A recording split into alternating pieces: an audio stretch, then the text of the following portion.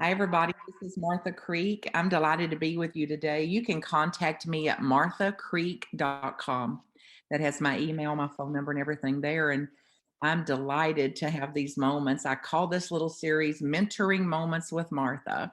And today I'm privileged, very privileged, to have a colleague by the name of Cassandra Butler with me, who you'll get to hear from here shortly and find out all about her. And then, of course, the way to contact her and all that, she'll provide that as she wants to and is willing to. So wherever you are, whatever you're doing and experiencing in your life right now, I'm encouraging you and inspiring you, and devoting this time that we have together is providing an absolute certainty of uplift for your mind, body, soul, and spirit. So that's the purpose of this podcast, to get empowered teachings out to the whole of the planet.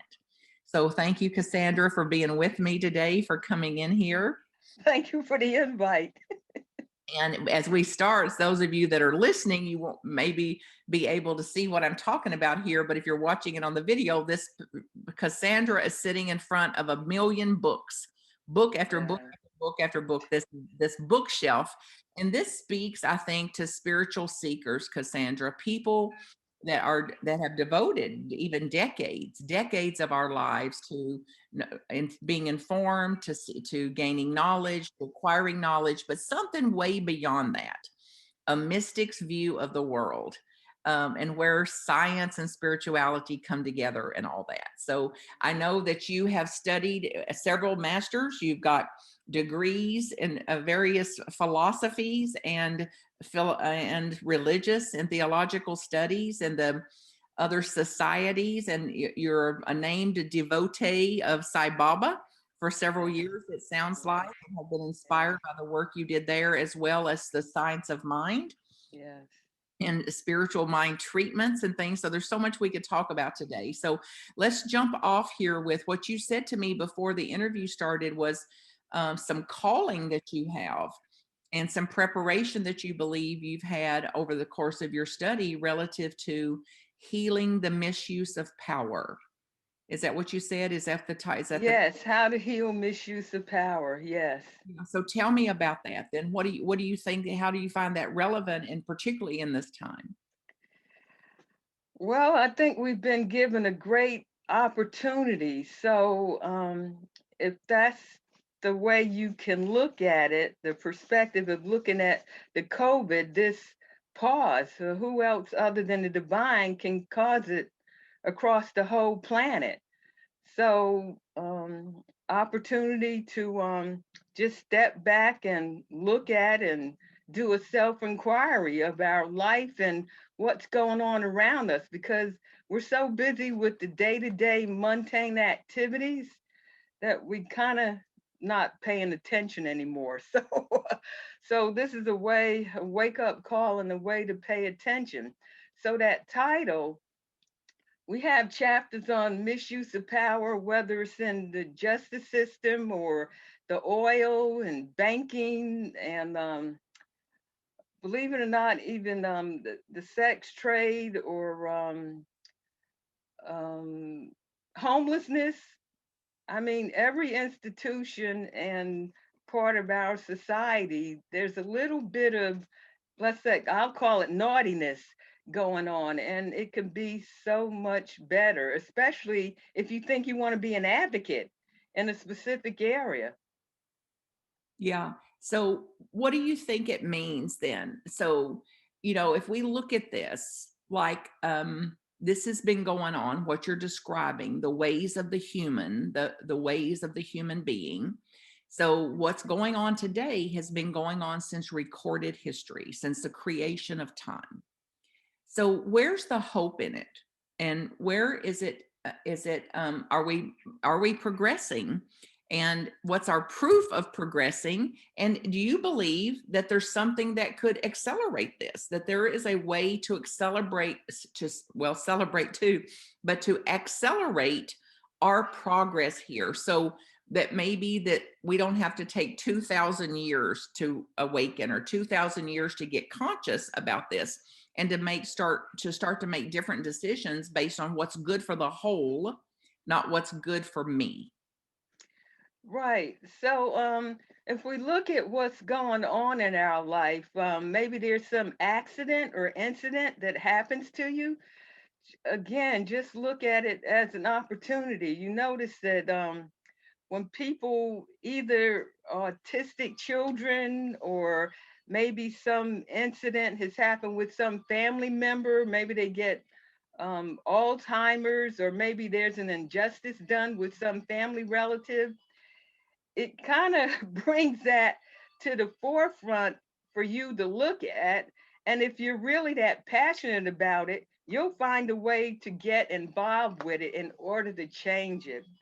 It's just, I think we're here to bring about change, expressions of the divine to bring change to humanity, one person at a time. So, I know we can only deal with time on a linear level, but we kind of do all have the time in the world. So, and I think with the pause, the pandemic, with more people becoming aware or consciousness, that I think we are changing. The consciousness is spiraling upward and onward, that we are the ones we've been waiting for. We keep hearing that, the unity movement talking about we're the light. So I know it can be done. And it's just a matter of taking one step, and the universe takes the other 10 or 100. Yeah, and that's hopeful to me. Yeah. And whether it's true or not is like to be determined.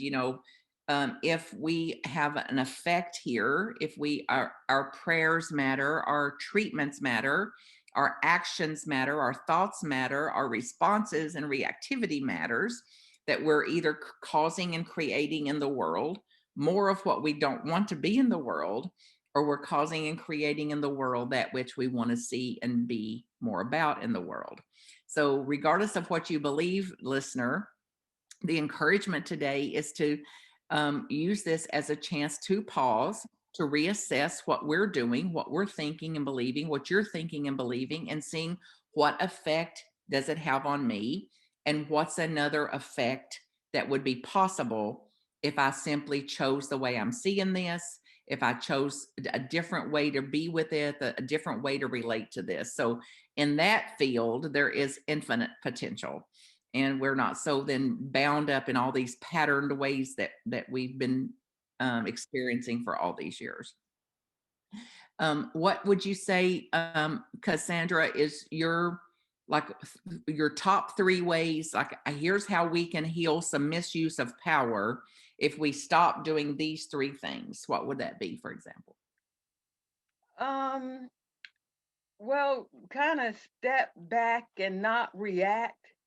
So you may look at something initially and think it's so-called evil. There is no evil per se. It's just perception or perspective. So we know there are no mistakes in the universe. So kind of step back and think of it a little differently. So we want to change our thinking. And then just be more about service. I'm so grateful to my mom.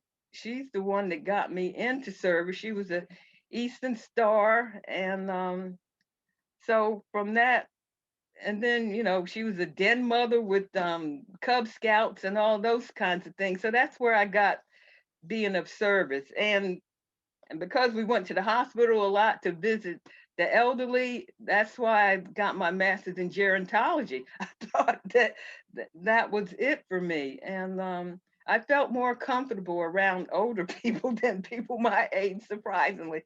So, yeah, just to be of more service to humanity, and just abide by the golden rule, do unto others. So stepping back, just do unto others, and to be of more service, because we really are our brother's keeper and our sister's keeper. That's profound in itself. How many times we've heard some of these things, and uh, regardless of what faith tradition you're in as you listen to here. This is not presented to be recruit anybody into a religious belief or any kind of theology or anything like that, but for us to pause to say, regardless of what we believe, What decisions can I make in my convictions to that belief? What can I continue to do to dial up my service, to dial up the way I'm going to be in service to my own spirit and soul? How am I going to be in service to the soul and the whole of humanity? And the ways you gave are great examples of that, Cassandra. And a deep bow to your mother, honey, or whoever modeled that for you, that lit some kind of spark in you, that sparked you to say, this is also true for me. This is a way for me to be in the world that seems like it's integrity for me too. So a lot of gratitude there. Speak about your time with Sai Baba, the studies there. What makes you a devotee, and what you would say, what is your takeaways or your learning from your time there spent? Wow. So yeah, in 1979, I met a minister in Washington, D.C., and he gave me this book, The Holy Man and a Psychiatrist. And I think by joining the Theosophical Society first, their motto was, there is no religion higher than truth. So that prepared the way for me because it resonated with me about reincarnation and karma. So I was open to the teachings of Baba. And the unique thing about Reverend Pipes, who introduced me, was that he was using the Bible and the Baba teachings, and there is no difference.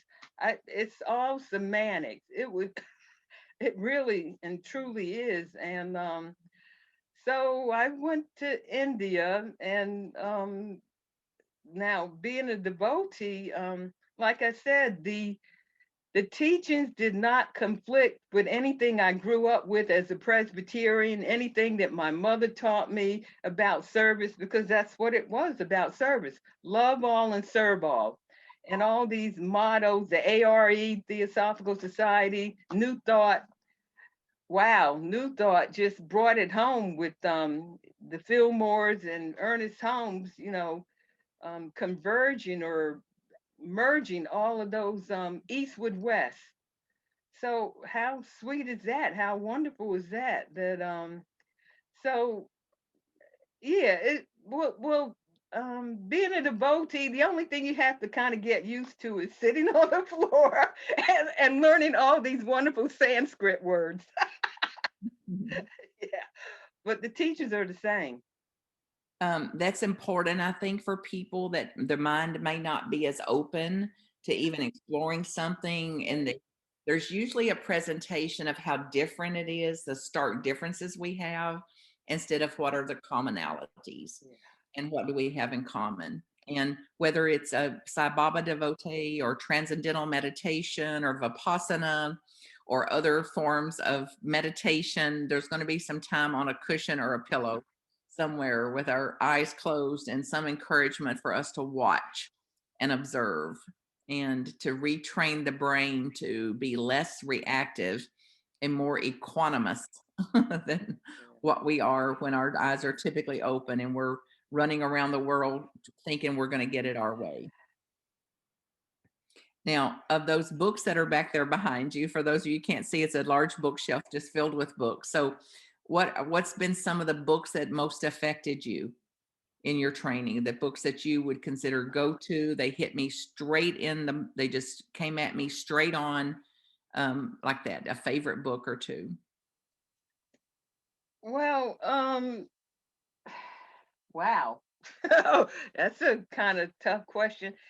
I'll start with the science of mind because the 600 pages, it kind of covers everything. I particularly like science and spirituality. It's almost like where science ends, spirituality picks up. And even some of the quotes that we've gotten from Einstein or Planck about energy and relativity. I mean, that's kind of what science of mind teaches. So it's kind of nice to know a little bit about the body and the journey that we're here for, and the illusion around it, and how we can literally change our lives with beliefs and thinking, and how to control the so-called monkey mind. Um, but wow.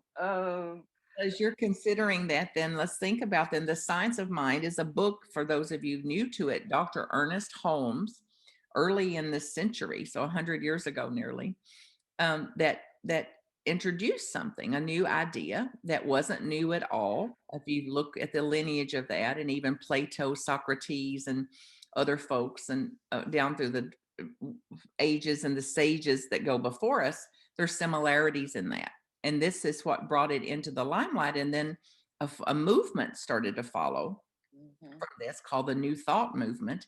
That's now a variation of unity, religious science, and religious science has had two or three iterations of itself, and divine science, Christian science, and all that are some of those are linked in there. Yeah. So the science of mind is not required to be a part of a church or a community. That you absolutely can have the book and read the book and Yeah. do with it whatever you want to. And there's communities all over that are somewhat thinking and believing like this, that if you ever wanted to join, you can Google or search the Science of Mind and go into the Science of Mind archives to find more reference of this.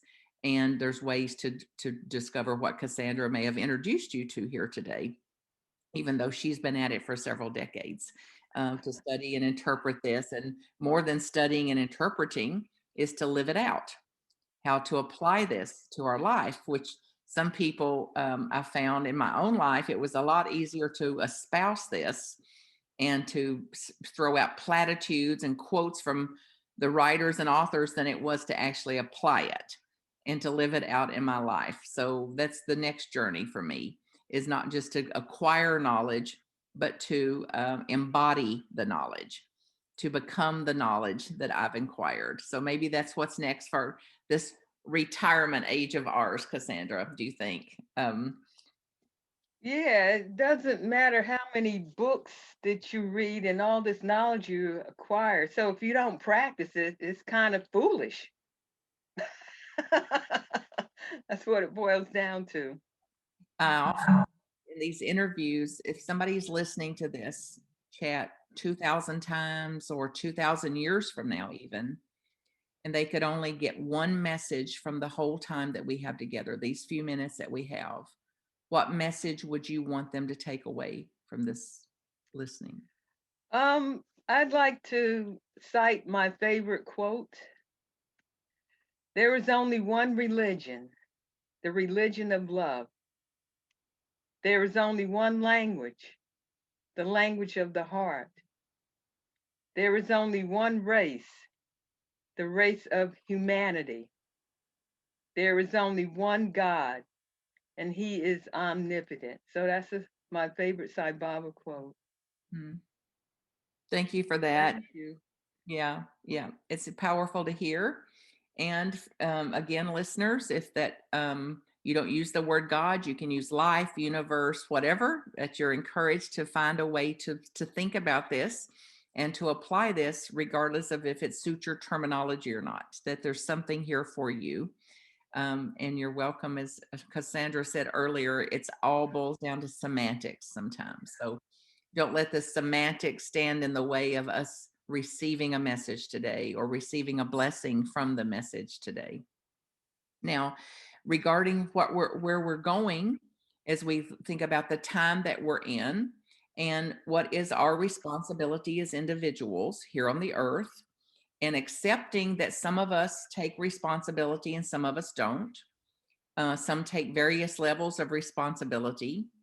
What would you say? What do you believe could motivate people that have not been motivated up until now to stop doing some of the things they're doing and to begin to look at things differently? So, any words you have of an inspiration or encouragement that could cause people that are not yet willing to take responsibility for the shape things are in, for the way things are, to get them to take to take more responsibility, to do what they can. I would say to look at your gifts and talents. How awesome is it that the divine has made us unique, original, and authentic? We come here with specific purpose and know that you have something to contribute, to know that we are important, that we matter, each one of us. It doesn't matter who you are or where you are. Human beings are at the top of the food chain, so to speak, the ladder. So look at your own unique divine gift and just figure it out what it is, and literally give it away, to just find out exactly what that is, and you give it away and find that passion and that purpose, and know that you've done your best. I mean, that's kind of it. Yeah. What do you, I used to ask people this question about our lives and what's behind us, what's already over. So if you could encourage people to live without regret, so to speak, to do like whatever choices they're going to make today within the power that we have to make choice, that we have choice, if it's true we have any, that there is free will, that we're making some choices about things. What would you caution people about? Like, as far as the patterned ways that we are, or the what people refer to as the egoic patterns of the mind. So, what would you caution people about in their journey that are really willing and ready to create a different life for themselves, to create a different life experience than they're having? What would you caution them about being careful around? It's almost like using the Hippocratic oath, do no harm. I mean, not only to yourself, but to others, and know that it is done unto you. So, in thought, word, and deed. So, just again, do a self inquiry or analysis about what are you saying or what are you doing, and is it doing harm to yourself or to others? So, and if you're openly willing, just welcome everything and accept, knowing that it is all good for me, good for you. And just find the gift or the blessing and the lesson in everything that happens to us on a daily basis, and use that opportunity of change to progress. We are spiraling upward, and because I keep wondering, is there a so-called tipping point per se that we can really accelerate this thing and get to that what I call the Christ consciousness even quicker? But no, it's all good. It's gonna happen anyway. So you Yeah, know, one of yeah. my favorite writers says it as, you cannot make a bean plant grow by pulling on it. So when days that I'm frustrated or feeling like it should be happening sooner, or even doubting whether it makes a difference or not, that helps me to remember that quote, that we cannot exceed our own evolution. That's So the time to go have some ice cream and cake. there you go. Something to make your tail wag, whatever that would be. Yeah. Sounds Yeah. like it's ice cream and cake for you, honey. And it would be Yep. for others too. And then if it's not cake and ice cream's not your thing, and it might be a bubble bath, or go sit and watch the birds on the bird feeder like I do, or go read a good book, or take a walk, or look Yeah. up in the sky, count some stars and find animals in the clouds, something that's going to keep your spirit from getting drained out, and leak the energy of your vitality of your spirit, to be well cared for, to go forward. So Yes. as we close here today, thank you again for taking the time to do this. And Thank you. thank you, listeners, for joining in these mentoring moments with Martha. Contact me, marthacreek.com, if there's ever a way I can serve you. There's several classes that I provide every single month at no charge, no registration. So you're welcome to join in those if you ever want to.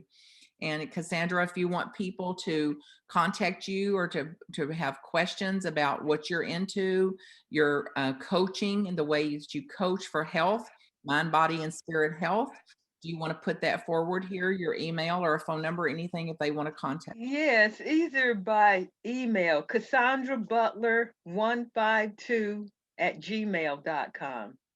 So her name, if it's printed here, which is Cassandra, Cassandra Butler, Butler, 12 152. 152. So Cassandra Butler 152 at gmail.com. Yes. And I thank you again. Thank you for listening. Godspeed Thank you. in all your ways. And I'll see you along our path. I appreciate being able to share the journey with you. Mhm. MarthaCreek.com if I can support you. Blessings.